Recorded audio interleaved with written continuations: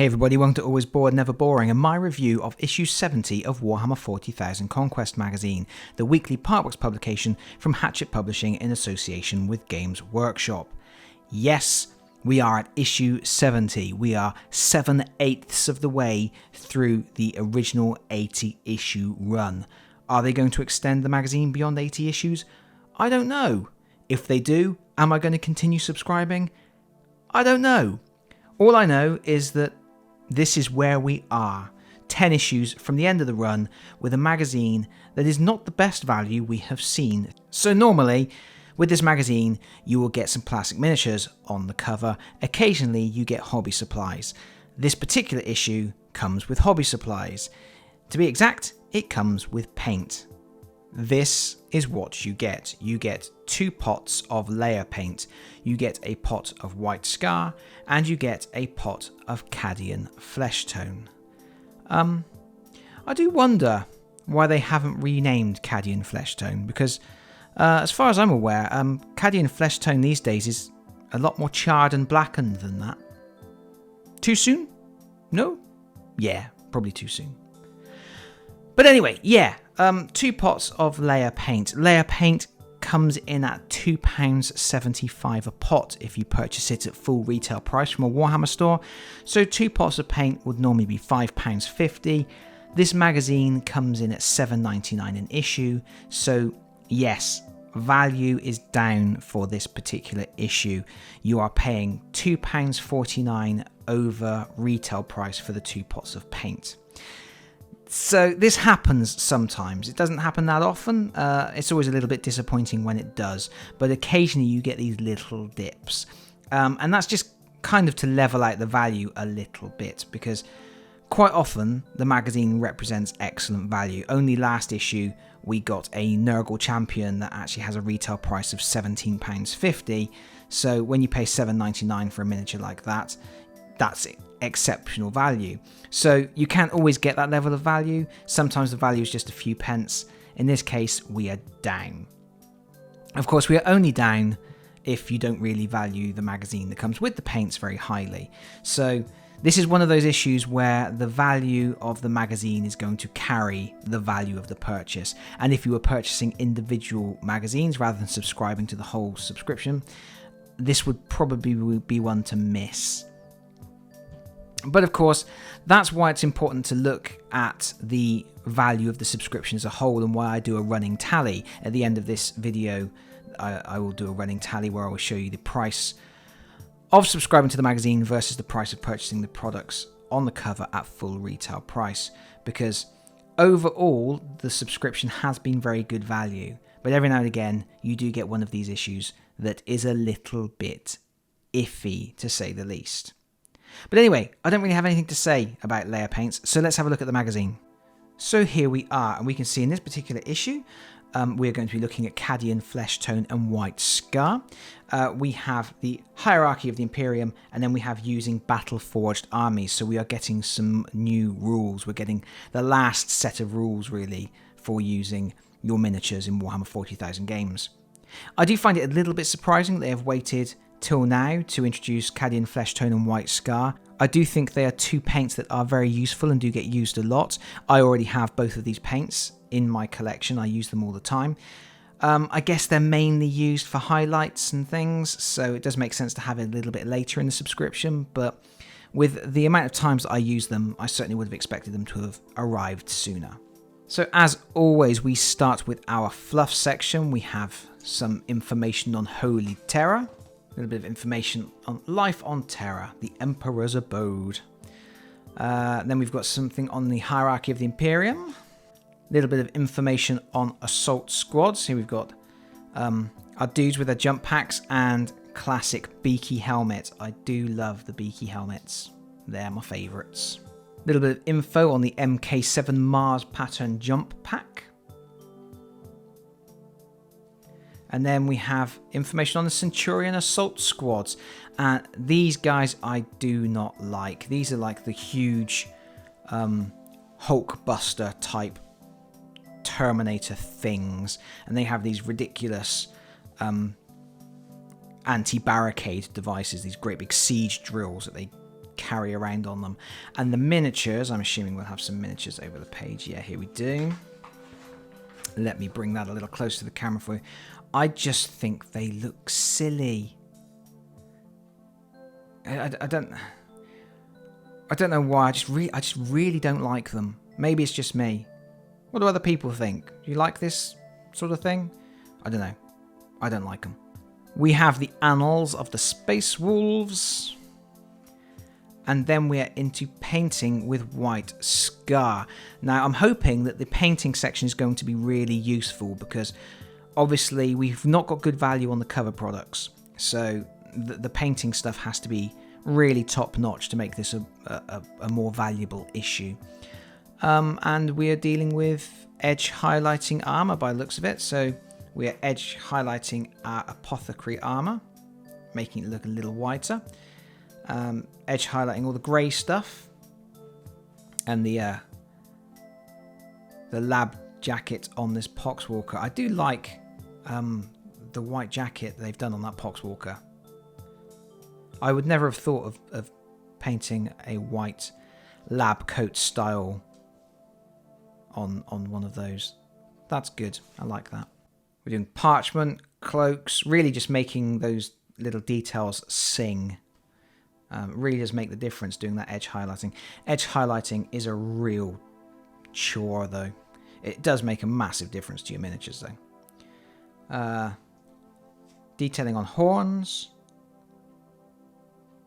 Very nice. They've really taken these miniatures to a very high standard of tabletop quality. Very, very high standard. I think the sequential painting guides have been very, very good in this subscription. I think they've really stepped you through from very basic blocking out major colours on your miniature through to these fine detail highlights. It's taken a long time to get here, but I think the results are really, very good. And I would imagine anybody who has followed through from day one and followed the advice is probably quite a nifty painter by this point. We are then using Cadian Fleshtone over here for blending. So I don't think they've talked much about blending before. I don't recall it. I may be misremembering, but I don't think they've talked a lot about blending. But you can get some really nice results with blending. Look on the tentacles there. It's a really nice look. And then human skin, obviously what Cadian Fleshtone is used for quite frequently. And look at the job they've done on that face. If you can paint a miniature, follow this guide and get something of that quality, you've done well. You can give yourself a pat on the back. Unlike the graphic designers, the layout team for this page, who have got Abaddon Black and White Scar the wrong way round on those pictures, because this picture is saying do the eyes with White Scar, and then this picture is saying do the pupil with Abaddon Black. So they have got those headers the wrong way round. D-, must try harder. And then we've got some new rules. New rules on Battle Forged Armies. So Battle Forged Armies are where you pick all of your units. They have to have the right faction keywords, and you have to form them into detachments where you have a certain number of each different type of troop available, and you have to adhere to the build instructions for those detachments in order to get your command points. And it's just a way of having armies that make more sense, really, and to stop people doing really cheesy builds. No one likes it when people cheese things. So this is good to have this information. Up until now, obviously originally they were building the armies for you, then they were letting you pick whatever you wanted within a certain number of power points. Now they are finally giving you information on being battle forged, and it looks like at the moment they've only included one type of detachment, the patrol detachment. So I should imagine going forward, as we go through the last 10 issues of the run, they're going to introduce the different types of detachments. You can see here that with the patrol detachment you have 1 to 2 HQ units, 1 to 3 troops, and then you have 0 to 2 elites, 0 to 2 fast attack, 0 to 2 heavy support, 0 to 2 flyers, and you can have dedicated transports. 1 dedicated transport for each unit chosen from the left. There are no command benefits, and all units must have the same faction. Cool. And then we are into a pitched battle. I guess using our new detachment rules. Yes, they have actually created 2 battle-forged detachments. We have our Ultramarines detachment, and then we have our Death Guard detachment. You can see it's got a HQ, 3 troops, fast attack, transport. So preformed and all out war. Here we go, issue 70. The home straight, the beginning of the end. And looks like we have a battle where we've got Death Guard forming up two defensive ranks. And then the Ultramarines coming in from this side. And what are they trying to do? Victory conditions. The Space Marines gain 1 victory point for every unit that ends the game in the enemy's first deployment zone, and 2 victory points for every unit that ends the game in the enemy's second deployment zone. The Death Guard gain 1 victory point for every enemy unit eliminated. So, yeah, the Death Guard just holding the line. The Ultramarines are just advancing. Cool.